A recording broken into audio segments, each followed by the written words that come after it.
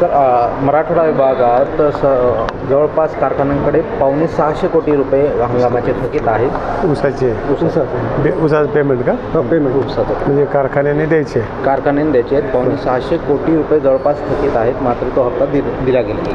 आत्ता कालपुरा कारखान्याला RRC काढलेली आहे, त्यांच्यावर कार्यवाही होणार आहे. आताच तसं बघितलं तर कारखानदारी खूप अडचणीत आलेली आहे.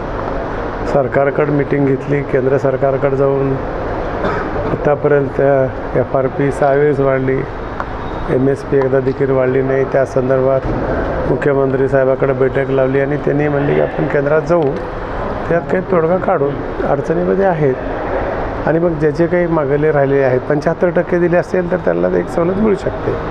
तसं तर त्यांच्या त्याप्रमाणे कारवाई चालूच आहे. 21 शुगर जो कारखाने आहेत त्यांच्याकडे जास्त थकीत आहे का? नाही बोलतो त्यांना, मला ज्या फिगर काही असली तर मी बोलतो 21 शुगर जो आहे नांदेड लातूरचा नांदेडमध्येही त्यांचा कारखाना आहे. जवळपास 86 कोटी त्यांच्यावर. ठीक आहे, मी कमिशनरला बोलतो. कमिशनर काय नाही तिथं. कमिशनर हे गेलेत निवडणुकीमध्ये, काय आपले साखर आयुक्त, तरी खाली जी यंत्रणा आहे त्यांना सांगतो मी. सुप्रिया 6 महिने शेतकऱ्यांना पैसे मिळत नाही. FRPचे पैसे तात्काळ 2-3 गोष्टी झालेल्या आहेत. काही लोकांनी संमती घेतली असेल तर 75% दिलं तर थोडा वेळ लागू शकतो, असे कायद्यामध्येच तरतूद आहे बरं का. काही लोकांचं मग ते बघावं लागेल. कारखाने सांगतात त्याप्रमाणे पैसे पण देणार. 2500 म्हणतात ते 20 दिलं कारखाने. जर 75% 2500च्या समजा आज त्यांचा रेट जे आहे त्या रेटच्या 75% जर अमाऊंट दिली असेल आणि 2% त्यांचे हप्ते असतील आणि तिथल्या शेतकऱ्याची संमती घेतली असेल तर त्यांना 1-2-3 महिने सवलत मिळू शकते. बारामतीला पोटनिवडणूक लागली आहे. काँग्रेसनं माघार घेतली आहे, पण तुमच्या पक्षाचे धनंजय मुंडे यांच्या ज्या पत्नी आहेत कल्पना काय करुणा मुंडे ह्या मात्र तिथं लढत आहेत. लढले असतं काय होतं मग लढलं तर काय होणार आहे? चित्र तुम्हालाच माहिती आहे. माहिती आहे, मात्र बिनविरोध होत असताना नाही. आता काँग्रेसचे माहीत होतं आपल्याला, एवढा मोठा पक्ष होता. काही लोक बघतात आपल्याला, विचारतात का, अशा पद्धतीनं मी भरले आहेत. काय बारामतीमध्ये काय होणार आहे माझ्यापेक्षा तुम्हालाच अधिक माहिती आहे, बरोबर आहे का नाही?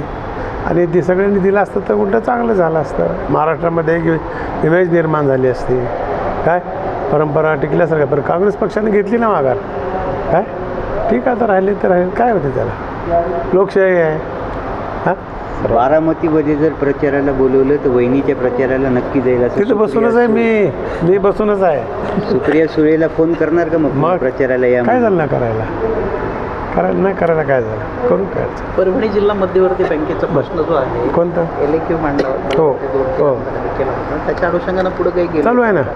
चौकशी नेमली अधिकारी. नाही, सभागृहामध्ये उत्तर मी दिलं होतं. त्यांच्या काही अनुकंपा म्हणून काही लोकांना भरलेत असं त्यांचा एक प्रश्न होता. अनुकंपा म्हणजे कामावर असताना जर एखादी कर्मचारी मेला तर त्याच्या पाल्याला नोकरी घेता येते. पण प्रश्न विचारण्याचं कर्त्याचं म्हणणं असं होतं की 1 वर्ष 2 वर्ष शिल्लक असताना त्या ठिकाणी अनफिट दाखवून भरती केली. आम्ही म्हणलं की वाटते बघू अनफिट कशाला म्हणतात, वर्ष 2 वर्षाचा अनफिट कसा झाला, त्याची चौकशी आम्ही अधिकारी नेमलेला आहे. काय तर तो चौकशी करता अधिकारी, त्याच्यानंतर निर्णय घेऊ आपण. आमच्या इथं कलंबरचा साखर कारखाना आहे, शंकरनगरचा कारखाना आहे. आहेत की बसलेत, त्यांना विचारा, इथंच बसलेत की घेणार, कशाला विचारता काय